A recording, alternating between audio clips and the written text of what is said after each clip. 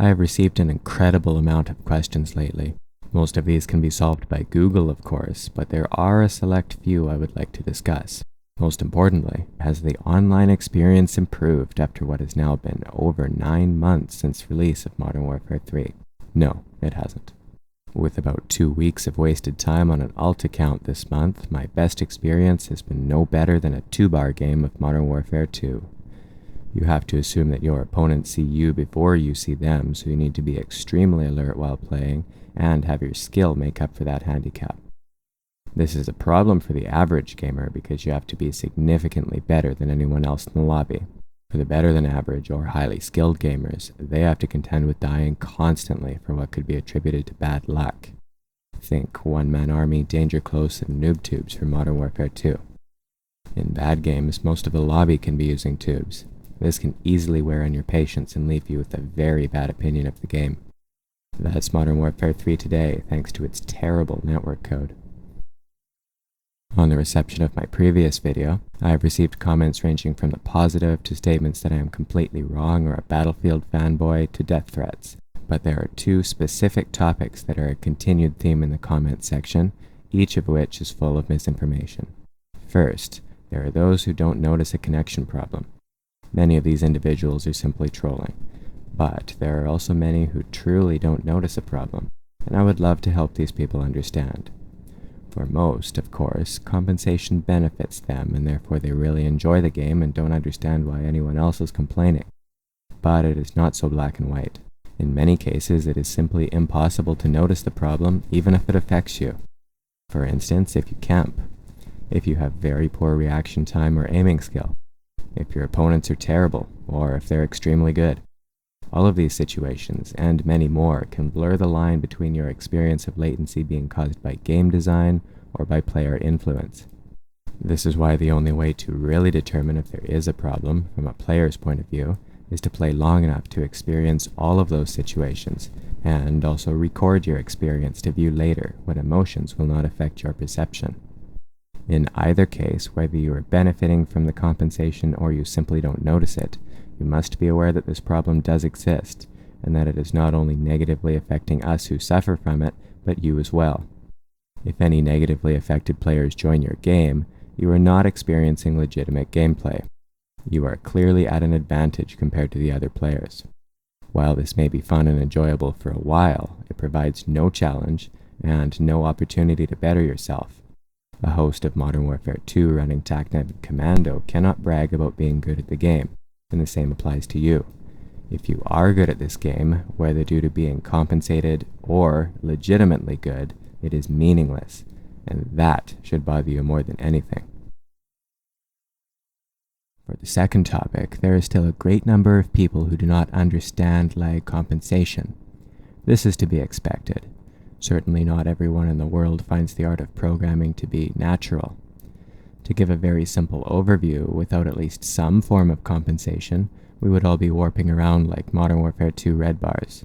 We would have to compensate for lag ourselves and shoot where we think our opponent will be in the near future. Damage would not be calculated properly, and people would kill you after they died, much like BlackOps and kills by primary weapons in Last Stand. While this is technically playable and a unique experience today, it is not enjoyable in the long term. The goal of this code is to make our experience as close to single-player or LAN or system link as possible, to provide instantaneous response and to make us forget that we are playing online with people who may be thousands of miles away. Nearly every online multiplayer game uses some form of compensation, and this is certainly not limited to FPS games. RTS, MMORPGs, really any genre that isn't turn-based employs some compensation methods. Each method has its drawbacks, and each is applied to varying degrees of success depending on the game and the skill of its programmers. I am not here to suggest that compensation be removed entirely, and chances are you don't want that either. What I want is for this code, which is unique to Modern Warfare 3, and partly Black Ops, to be removed and replaced with functional code, such as that which exists in COD 4 and 6. What I want is for such drastic steps as altering the core online experience to first be tested, and then only be included when it functions properly. It is far too late to expect that anything be done for Modern Warfare 3, and as such, I have completely given up on that game. Not only for this, but also for a multitude of other reasons.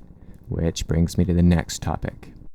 Most of you are well aware of my opinion concerning the latency, but that is only one issue, so I'm going to focus on the game design. I can't help but get the impression that this game was trying to do too many things at once, too many things for the development team to handle effectively and communicate effectively. The fact that all of these teams were involved with this game is evidence alone that the undertaking was too much for what was left of Infinity Ward. They certainly had a lot of ideas, and they were striving to make this a great FPS. I won't fault them for that. The problem is they overextended themselves. They obviously had communication problems, and they couldn't get a grip on what they were trying to do with the gameplay, as parts of this game's design were excellent in theory, but they were very poorly executed. Consider kill streaks. They wanted to stop kill streaks from being, quote, overpowered, which is fine, but now they're nerfed to the point where they're nearly useless. What was the problem with kill streaks in the prior games, those being Modern Warfare 2 and Black Ops? People wouldn't shoot them down. So, Modern Warfare 2, for instance, you get your Harrier at 7 kills, maybe kill a couple players with the airstrike, but then you could get upwards of 5 or more while it just sits there shooting and everyone completely ignores it. Easy AC-130 or Chopper Gunner, which they also refuse to shoot down, and then you repeat. Or you could just get a nuke and end it right there. But if those kill streaks are shot down right away, quite likely a Harrier will get 0 kills. Same for a Chopper Gunner, and maybe 5 for an AC-130 if they're lucky. So they changed kill streaks to point streaks, for which shooting stuff down counts as a point. Problem solved. Now there's strong incentive to shoot everything down. Strong incentive to play the game properly. So why are there SAM sites, easy EMPs, and why do the kill streaks themselves just suck? If you're going to increase the incentive to shoot them down, meaning they'll only be around for a very short period of time, you should increase their effectiveness, not reduce it. So now assault kill streaks are useless unless you're playing with complete noobs, but then again, they're still useless. Specialist is only good in certain situations, so that leaves support, with the entire lobby using stealth bombers. Speaking of which, why is the stealth bomber in the support streaks? That thing has one purpose only, that being to directly get kills. I was under the impression that's what the assault class was for. There's a similar problem with the Osprey gunner under the assault kill streaks. If I'm playing assault, I only care about getting kills. So why does that Osprey gunner drop packages? On top of that, in order to get kills with the Osprey, you should be placing it within range of the enemies. So you're going to drop a whole bunch of packages for the other team, which I find they gladly camp until you're gone and then pick them all up. A useless, poorly designed kill streak for 17 kills. Much like the dogs from World at War that give the other team points for killing them, you are giving the enemy team free care packages. And then we have the ballistic vest. Everyone raged about painkiller, and they still do. So they added a permanent painkiller for the entire team. This painkiller, however, does not require their entire team to be on a death streak, and it does not only last a few seconds. How about noob tubes? They were possibly the greatest problem in Modern Warfare 2 apart from the boosters, so they needed a nerf. They did get a damage nerf, but that is not appropriate because now they're completely useless for their intended purpose. In any case, they must have felt that the tubes were now too hard for noobs to use. So they made a launcher rapid fire. So if you miss a few times, it's no big deal, you'll hit them with one of your shots. One-hit kill weapons should not be rapid fire. They should require precise aim and punish you if you miss, much like the intervention. Changing them to 2-hit kill weapons and then making them rapid fire does not solve the problem. It merely makes more bad players use the weapon because they are not punished for their bad aim.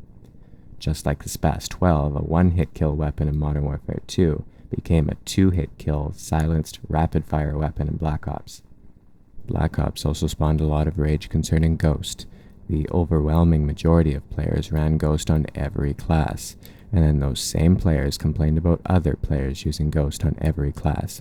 It seemed like every game there was at least someone raging about Ghost OP. It really did make spy planes useless, and there really wasn't any reason not to use it unless you specifically refused to use it. In Modern Warfare 2, if you were using Cold-Blooded, you had to give up stopping power. Very fair trade, sacrifice stealth for power or vice versa. In Black Ops, you can run faster, stop dying to random grenades, or be invisible to everything. Obviously, most people chose the latter. Modern Warfare 3 sought to change that, so they split Ghost into 2 perks spanning 2 trees. But again, they removed stopping power, making the only appropriate solution to use both perks and to camp to negate any disadvantage. That, combined with the lag and the slower pace of this game, serves to make the problem of ghost camping even worse. So now you have people raging about Assassin. But really, no one needs to use those 2 perks, thanks to the entire lobby spamming SAM sites and EMPs. I touched on the maps briefly with my first video saying they're cluttered, but I realize this needs a more professional explanation. The map design, just like everything else in this game, has no sense of consistency. Now, by no means am I saying you shouldn't have to check your corners in an FPS. I'm certainly not saying Modern Warfare 3 maps are terrible just because there's a lot of places to camp. Rather, the specific design of the maps ruins the flow of the game. Take Modern Warfare 2 for example, the cave in Afghan. This was designed in such a way, whether intentional or not, that you can check all of your corners without needing to guess and without having a team with you, but it will still quickly punish you for not doing so. In Modern Warfare 3, you're forced to guess around most corners. When entering certain rooms, for instance, you can check 2 of 4 corners, but as for the other 2, you must guess when you walk into the room. A 50% chance of death. No tactics, no skill, just luck. The only alternative is to not go there, to turn right around and play somewhere else. But any map that causes people to completely avoid part of it is an obvious example of terrible design, an example which is carried through all aspects of this game from design to implementation. Quite simply, terrible design may be the only part of this game that does show consistency.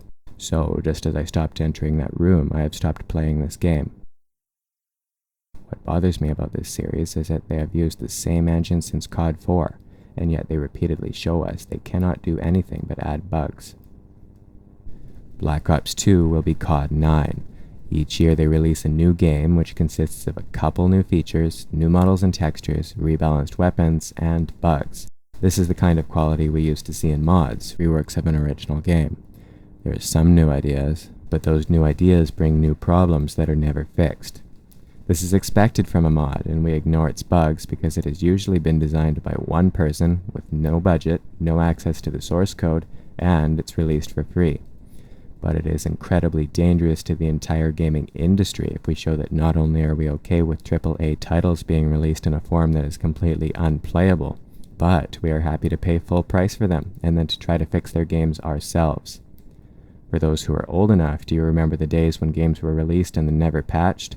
How did we play them like that? It must have been horrible.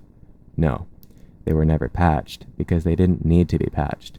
There was nothing wrong with them because they were required to be as close to perfect as humanly possible before being released. You could make the argument that it's too difficult to do that now as PC hardware is so diverse, but these problems I'm discussing are on a console that has not changed since COD 4, which functioned quite well. You could also make the argument that games now are so much more detailed and involved, but then please tell me what is so different between Modern Warfare 2 and 3 that we can excuse such a terrible release. For me, the COD series is the perfect balance between arcade FPS and the so-called realistic shooter. The addition of kill streaks and even kill cams keeps the game exciting and adds the tiniest bit of strategy to prevent the monotony inherent to FPS games.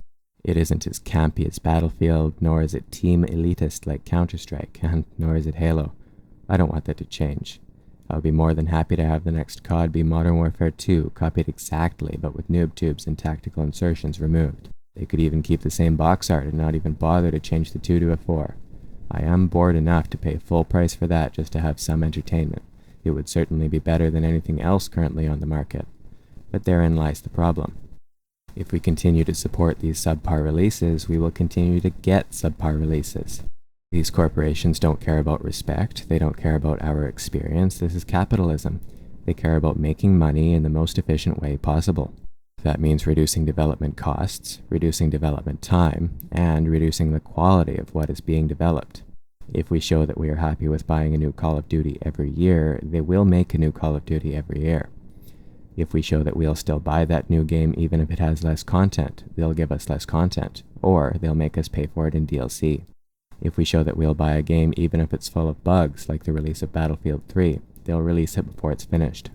And if we show that we'll buy a game that doesn't function online and we'll download a bunch of programs and spend hours modifying our network just to play that game, they'll release it like that too. At this point, Activision is doing nothing but laugh at us. They could announce a new title and release it in whatever state they want, knowing that we'll buy it regardless of its quality.